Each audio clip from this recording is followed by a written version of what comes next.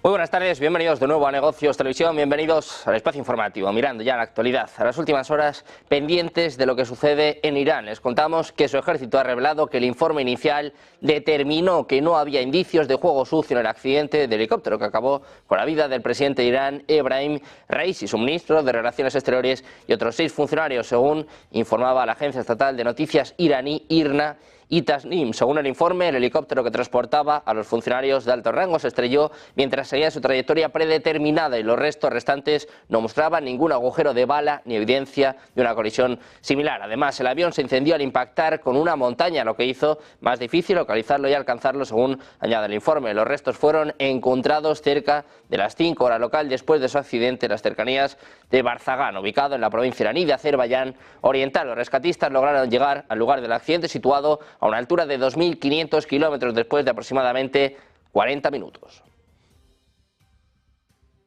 Hablamos también de Polonia. En medio del conflicto en Ucrania, las autoridades de Polonia y Grecia han pedido a la Unión Europea que cree un escudo de defensa aérea especial para los países europeos. Dice que Europa estará segura mientras los cielos sobre ella sean seguros. Es lo que apuntaba el primer ministro polaco Donald Tusk y su homólogo griego Kyriakos Mitsotakis en una carta conjunta a la presidenta de la Comisión Europea, Ursula von der Leyen. Según los autores de la iniciativa, un escudo de defensa aérea de este tipo debería ser un proyecto que responda a las principales vulnerabilidades de la seguridad europea. Tusk y Mitsotakis quieren presentar su propuesta en la próxima cumbre de los Estados miembros de la Unión Europea en junio.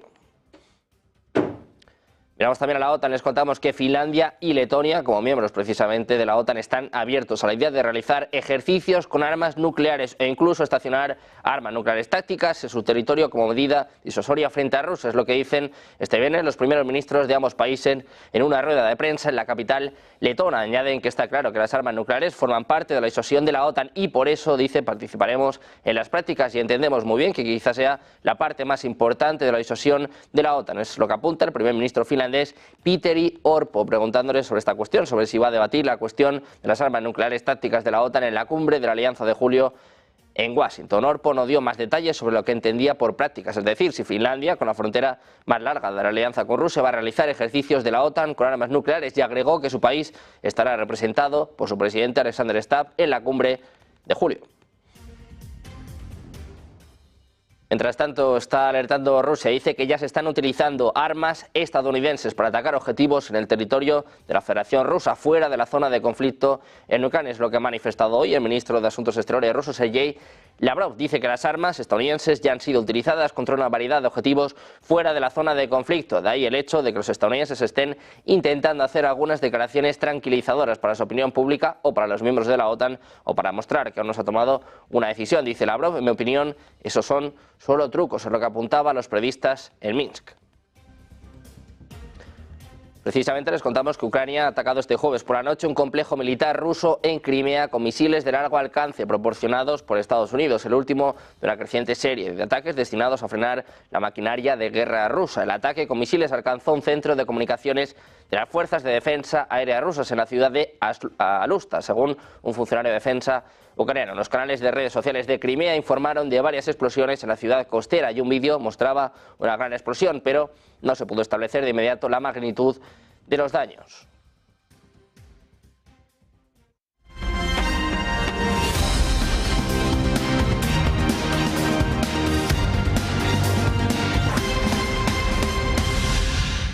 Bienvenidos de nuevo al espacio informativo, pendientes de la actualidad de las últimas horas, también de lo que acontece en directo, hoy pendientes de la reunión del presidente ruso Vladimir Putin junto al primer ministro bielorruso Alexander Lukashenko en el contexto del inicio de los ejercicios con armas nucleares tácticas. Escuchamos ya las primeras palabras de esta reunión. Minsk, that you've noticed its people and you liked them and you noted some of your observations. You recognized our military during the official welcome ceremony, just as we agreed yesterday. We have always two parts in our meetings on security and economic matters. We usually gave this task of reviewing economic matters to our governments, but we have to review the performance under our instructions. So we have a couple of matters we had to discuss, and those working on these matters will brief us on this performance. We will talk about this during our final press conference, but if you do not object, we will listen to our senior government officials. They will report about the challenges, if any, and we will have to take specific decisions. And people have been saying that we are close allies and closely allied states, Russia and Belarus, and this is how we must be viewed.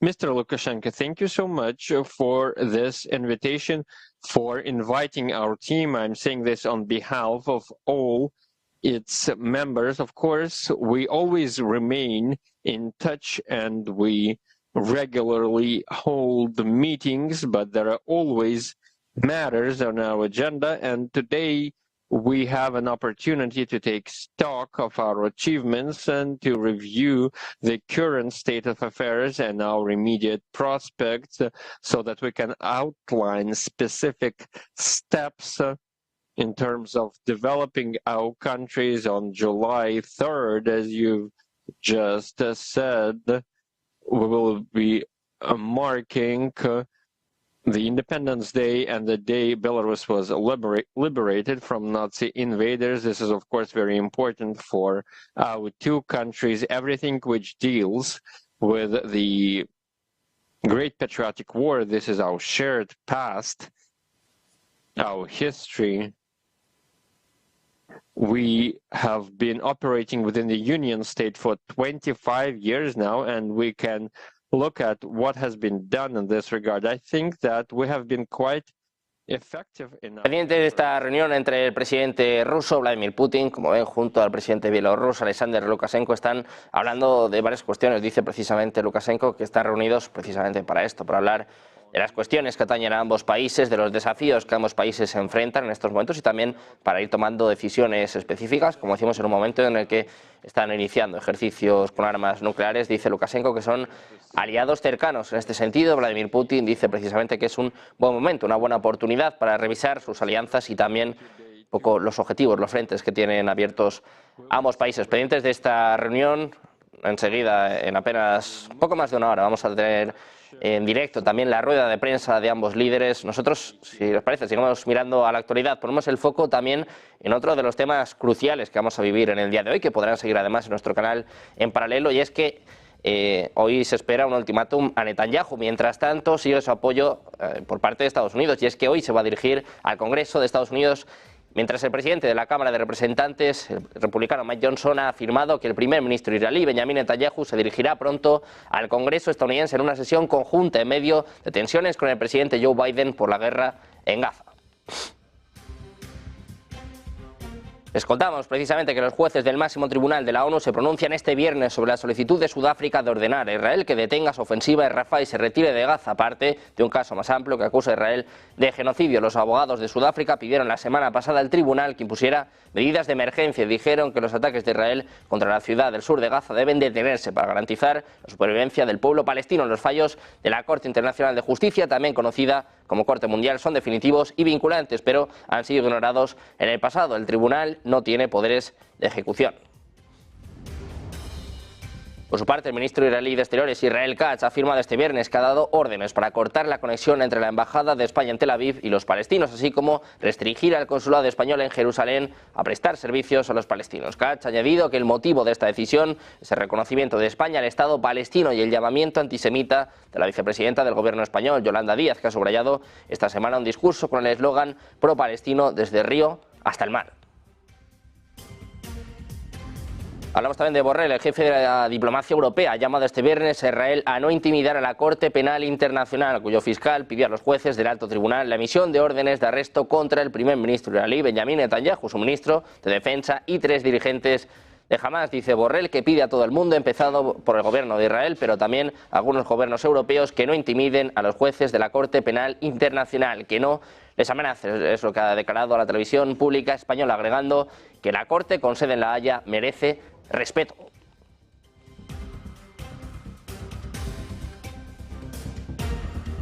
Hablamos también de Irán, y es que el ejército iraní ha revelado que el informe inicial determinó que no había indicios de juego sucio en el accidente de helicóptero que acabó con la vida del presidente de Irán, Ebrahim Raisi, su ministro de Relaciones Exteriores y otros 6 funcionarios, es lo que informaba la agencia estatal de noticias iraní, IRNA, y Tasnim. Según el informe, el helicóptero que transportaba a los funcionarios de alto rango se estrelló mientras seguía su trayectoria predeterminada y los restos restantes no mostraban ningún agujero de bala ni evidencia de una colisión similar. Además, el avión se incendió al impactar con una montaña, lo que hizo más difícil localizarlo y alcanzarlo, según añade este informe. Los restos fueron encontrados cerca de las 5 hora local después de su accidente en las cercanías de Barzagán, ubicado en la provincia iraní de Azerbaiyán Oriental. Los rescatistas lograron llegar al lugar del accidente situado a una altura de 2.500 kilómetros después de aproximadamente 40 minutos.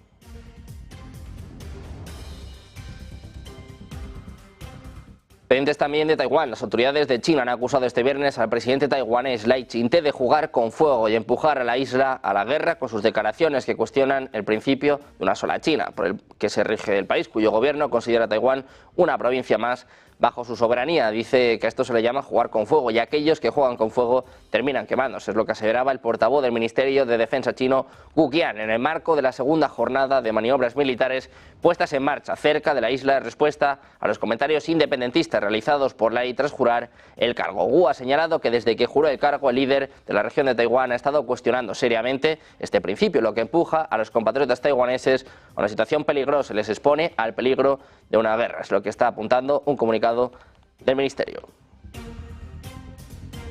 Pendientes precisamente de Taiwán, de estos ejercicios militares por parte de China, les contamos precisamente que el ejército de China ha llevado a cabo este viernes un segundo día de ejercicios de guerra alrededor de Taiwán, con simulacros para probar su capacidad de tomar el poder y controlar áreas clave. Unos ejercicios que, como les venimos contando, se han lanzado para castigar a Taiwán por los gestos separatistas de su nuevo presidente Lai Ching-te. Los días de ejercicios en el estrecho de Taiwán y cerca de grupos de islas controladas por Taiwán cerca de la costa china comenzaron apenas 3 días después de que Lai asumiera el cargo. Taiwán ha condenado las acciones de China. Por cierto, China, que considera a Taiwán gobernado democráticamente como su propio territorio y denuncia a Lai como separatista. Condenó además, de hecho, su discurso de toma de posesión el lunes, en el que instaba a Beijing a detener sus amenazas y dijo que los dos lados del estrecho no estaban subordinados el uno del otro.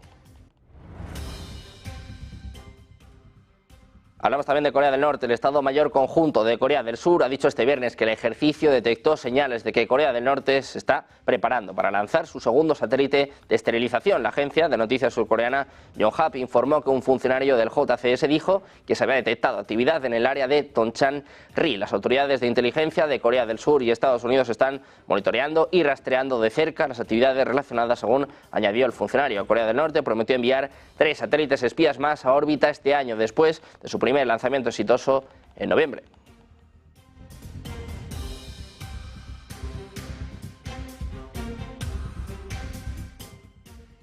El presidente de Estados Unidos, Joe Biden, nombró este jueves a Kenia como aliado principal fuera de la OTAN para estrechar la alianza entre ambos países, mientras Nairobi se prepara para desplegar la misión de seguridad multinacional en Haití. Biden lo anunció en una rueda de prensa en la Casa Blanca junto con el presidente keniano William Ruto, quien fue recibido con todos los honores en la primera visita de Estado de un mandatario africano a Washington desde el año 2008. Decía Biden que le enorgullece anunciar que están trabajando con el Congreso para designar a Kenia como aliado principal fuera de la OTAN. Es lo que expresaba el presidente estadounidense, que detalló que tomó esta decisión por la colaboración de Kenia en la lucha antiterrorista contra el Estado Islámico y Al-Shabaab, así como su apoyo a Ucrania y el plan de despliegue de la misión de seguridad en Haití.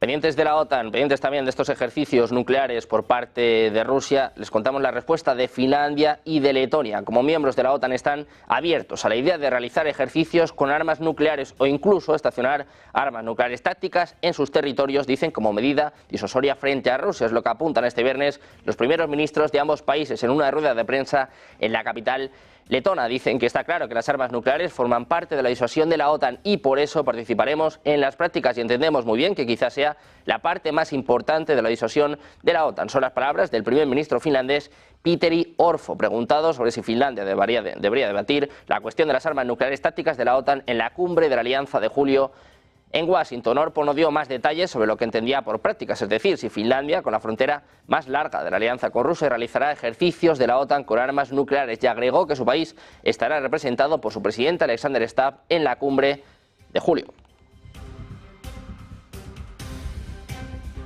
En medio del conflicto en Ucrania, las autoridades de Polonia y Grecia han pedido a la Unión Europea que cree un escudo de defensa aérea especial para los países europeos. Dicen que Europa estará segura mientras los cielos sobre ella sean seguros. Es lo que manifestaba el primer ministro polaco Donald Tusk y su homólogo griego Kyriakos Mitsotakis en una carta conjunta a la presidenta de la Comisión Europea, Ursula von der Leyen. Según los autores de la iniciativa, un escudo de defensa aérea de este tipo debería ser un proyecto que responda a las principales vulnerabilidades de la seguridad europea. Tusk y Mitsotakis quieren presentar su propuesta en la próxima cumbre de los Estados miembros de la Unión Europea el próximo mes de junio.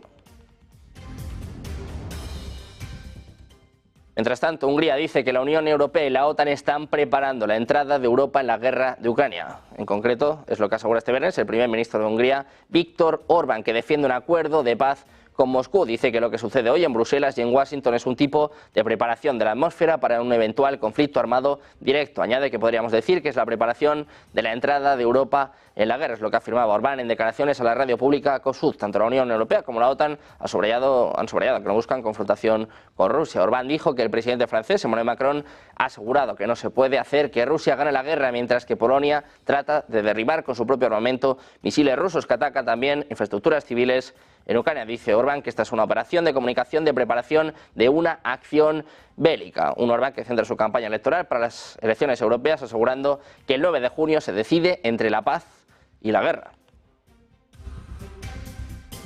Pendientes precisamente del conflicto en Ucrania, las últimas advertencias por parte de Josep Borrell, también advertencias, acusaciones por parte de Rusia sobre el uso de armas estadounidenses para atacar en suelo ruso. Hacemos una pausa, 2 minutos, y enseguida se lo contamos en Negocios Televisión.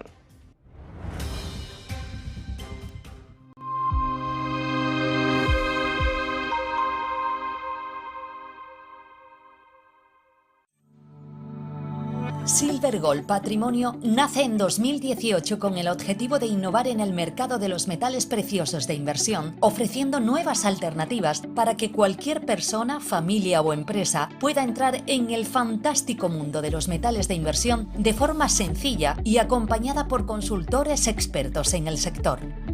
Silver Gold Patrimonio quiere avanzar contigo.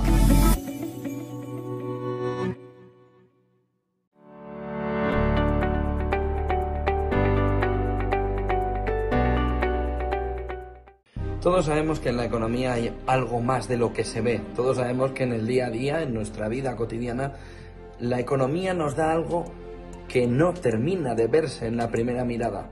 De ahí surge lo que la economía esconde. Un intento de ayudarte a descifrar qué hay detrás de todo lo que nos dicen, de todo lo que se ve en la fotografía principal, pero que está escondido en la parte de atrás. Lo que la economía esconde busca darte todas las claves para entender el mundo que nos rodea.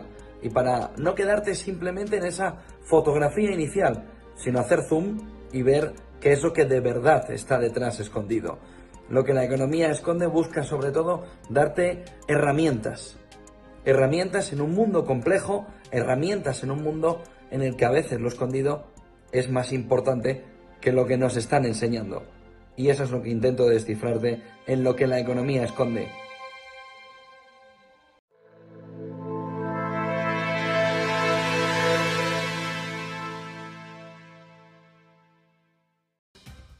Bienvenidos de nuevo a Negocios Televisión, pendientes de la actualidad, pendientes de la última advertencia por parte de Josep Borrell. El alto representante de Asuntos Exteriores de la Unión Europea está afirmando este viernes que el bloque sigue de cerca lo que Rusia está haciendo en los países bálticos, después de que se dijera que había retirado unilateralmente las boyas luminosas en el río Narva, que marcaba la frontera entre el país euroasiático y Estonia. Dice Borrell que la Unión Europea ha estado siguiendo de cerca la situación desde el principio en cooperación y solidaridad con Estonia y otros Estados miembros. Es lo que decía la declaración de Borrell. Apunta que este incidente fronterizo es parte de un patrón más amplio de comportamiento provocativo y acciones híbridas por parte de Rusia, incluso en sus fronteras marítimas y terrestres en la región del Mar Báltico. Añade que la Unión Europea espera una explicación de Rusia sobre la retirada de las boyas y su regreso inmediato. A principios de esta semana, Rusia insistió en que no planea revisar sus fronteras en el Mar Báltico.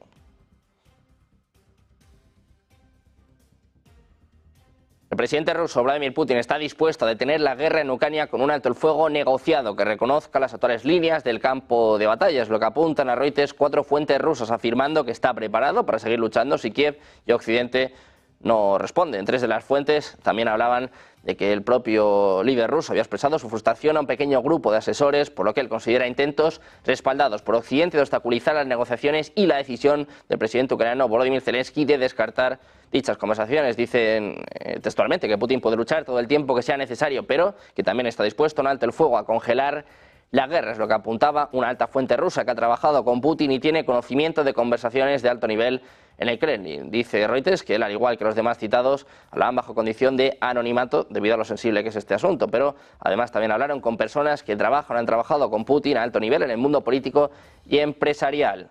Hablan de la congelación de la guerra en los frentes actuales. Putin tiende la mano a Occidente.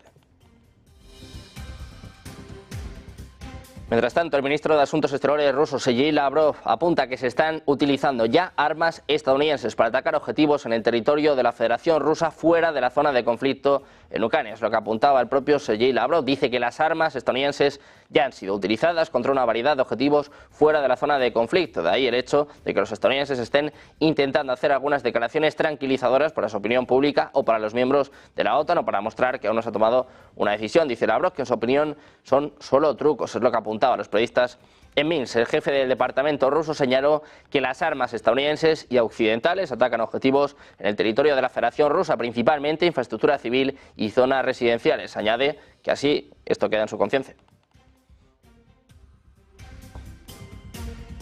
Mientras tanto, como veían hace apenas unos minutos, el presidente ruso Vladimir Putin se encuentra de visita en Minsk. El jefe del Kremlin ha coordinado maniobras nucleares tácticas con su socio, el presidente bielorruso Lukashenko. Está previsto que en los próximos minutos debatan cuestiones de seguridad en primer plano y económicas. Además, según el embajador bielorruso, van a analizar el conflicto en Ucrania y las maniobras de armas nucleares tácticas. Lukashenko nombró este jueves a un nuevo jefe del Estado Mayor del país, una medida que pretende demostrarle a Rusia la máxima lealtad de su vecino y aliado. Pendientes precisamente del conflicto en Ucrania, miramos también al atentado que tuvo lugar hace apenas unas semanas. Y es que Rusia vincula a Ucrania con el atentado de Moscú y acusa a la OTAN de facilitar el traslado de mercenarios. Rusia vincula a la inteligencia militar ucraniana con el atentado en la sala de conciertos de Moscú y acusa a países de la OTAN de facilitar el traslado de mercenarios a Ucrania. 2 acusaciones que el jefe del FSB ruso ha lanzado en el día de hoy, según la agencia TASS, citada a su vez por Reuters. Mientras tanto, Moscú busca poner a prueba la resolución de la OTAN después de que los guardias fronterizos del Kremlin retiraran las boyas que marcaban la frontera marítima de Rusia con Estonia, según un informe del Instituto para el Estudio de la Guerra. La policía y la Guardia Fronteriza de Estonia dijeron en un comunicado que las fuerzas del orden rusas retiraron parte de la frontera flotante colocada en el río Narva durante la noche del jueves. Las boyas se utilizan para marcar rutas marítimas y la frontera se coloca cada primavera como parte de un acuerdo de 2022 entre Tallin y Moscú, según decía la policía estonia. Esta acción de Rusia, dice el ISW, llevada a cabo a la sombra de la noche, encaja bien dentro del patrón más amplio de comportamiento provocador de Rusia, incluso en sus fronteras con sus vecinos, más recientemente con Lituania y Finlandia. Es lo que apunta el Ministerio de Asuntos Exteriores de Estonia, que señaló en un comunicado que su país está en estrecho contacto con los aliados y socios de la OTAN, mientras continuamos contrarrestando, dicen, las actividades malignas de Rusia en toda Europa. Precisamente Rusia ha llamado hace apenas minutos a consultas a su embajador en Armenia, es lo que informa este viernes el Ministerio de Exteriores de este país en un escueto comunicado en el que no precisa el motivo de este paso. Dice que el 24 de mayo el embajador de la Federación de Rusia en la República de Armenia, Sergei Kopykin, ha sido llamada a consultas a Moscú, es lo que apunta la nota oficial. La citación del diplomático ruso al frente de la legación rusa en Armenia desde 2018 se produce 2 días después de que el primer ministro armenio, Nikol Pashinyan, acusara a 2 países del bloque militar postsoviético de la que Irán formaba parte de apoyar a Azerbaiyán en la guerra de 2020 en Nagorno-Karabaj. Pendientes también de Ucrania, les contamos que ha utilizado misiles de largo alcance suministrados por Estados Unidos en un ataque contra el complejo militar ruso en Crimea. Es lo que informa este viernes el Wall Street Journal, citando a un funcionario de defensa ucraniano. Ucrania atacó el jueves por la noche un complejo militar ruso en Crimea con misiles de largo alcance proporcionados por Estados Unidos, el último de una creciente serie de ataques destinados a frenar la maquinaria de guerra rusa. El ataque con misiles alcanzó un centro de comunicaciones de las fuerzas de defensa aéreas rusas en la ciudad de Alusta, según según un funcionario de defensa ucraniano. Los canales de redes sociales de Crimea informaron de varias explosiones en la ciudad costera y un vídeo mostraba una gran explosión, pero no se pudo establecer de inmediato la magnitud de los daños. Estados Unidos, por su parte, está preparando un paquete de ayuda militar de 275 millones de dólares para Ucrania, que incluirá proyectiles de artillería de 155 milímetros, municiones aéreas de precisión y vehículos terrestres. Según informa Reuters, la ayuda para armas, que podría anunciarse hoy mismo, utilizará la autoridad presidencial de retiro, que autoriza al presidente a transferir artículos y servicios de las existencias estadounidenses sin la aprobación específica del Congreso durante una emergencia. Las fuerzas de Moscú han atacado la ciudad nororiental de Kharkov durante meses y lanzaron un asalto terrestre en el norte de la región circundante el 10 de mayo, una ofensiva que según Kiev se ha estancado en 2 líneas de ataque por ahora. El presidente de Ucrania, Volodymyr Zelensky, pidió en su discurso a la nación de anoche a los países occidentales que le envíen ayuda militar, que le permita atacar infraestructuras situadas dentro de la Federación Rusa, desde las que el ejército ruso golpea territorio ucraniano. Zelensky condenó los ataques rusos con misiles y bombas aéreas guiadas del jueves contra la región fronteriza de Kharkov, que mataron a 7 civiles y fueron lanzados desde el territorio ruso, y los atacó al déficit en defensas aéreas que sufre Ucrania y a la prohibición de golpear territorio enemigo con su armamento, que siguen imponiendo la mayoría de aliados de Kiev. Ataques como los de ayer, dijo el presidente ucraniano, solo son posibles porque Ucrania aún tiene restricciones para defenderse, lo que afirmó el propio Zelensky, que lamentó que su ejército siga sin poder destruir las lanzaderas de misiles con que Rusia ataca a Ucrania desde el otro lado de la frontera debido a estas restricciones y a la falta de misiles de largo alcance.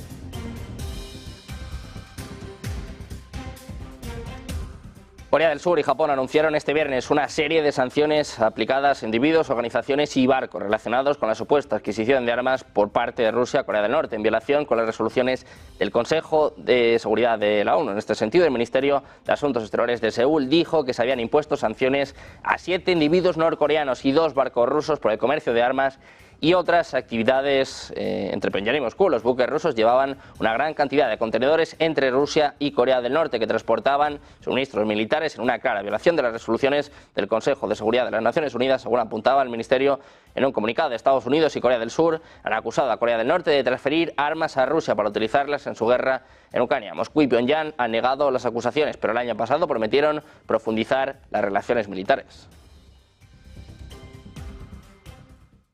Hablamos también de los BRICS. Los países de África consideran a la alianza una plataforma para conseguir la soberanía real en los ámbitos económico, financiero y tecnológico. Es lo que sostuvo la directora del Instituto de África de la Academia de Ciencias de Rusia, Irina Abramova. Dice que África ve a los BRICS como una plataforma para alcanzar su soberanía real y no de modo formal. Es lo que dijo Abramova al margen del Foro Académico BRICS 2024 que acoge Moscú del 22 al 24 de mayo. En el evento participaban investigadores de Brasil, Rusia, India, China, Sudáfrica, Egipto, Emiratos Árabes Unidos, Etiopía e Irán. También asisten expertos invitados de Argelia, Canadá y Estados Unidos. Abramova remarcó que las naciones de África ven a BRICS como una plataforma alternativa y la posibilidad de desarrollarse sin depender de Occidente, que mantiene su actitud colonialista en las relaciones con los países del continente. El grupo BRICS, subrayó, es una alternativa en todos los sentidos, en economía, finanzas y tecnología.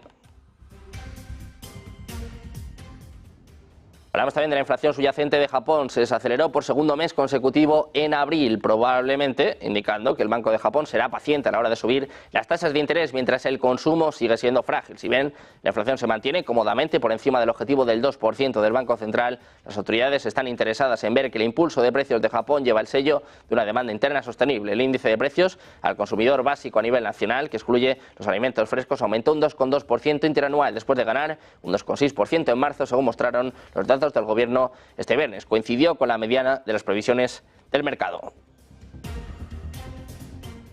Pendientes de más últimas horas, más actualidad, todo el análisis de lo que sucede en estos momentos. Hacemos una pausa, 2 minutos, y enseguida se lo contamos en Negocios Televisión.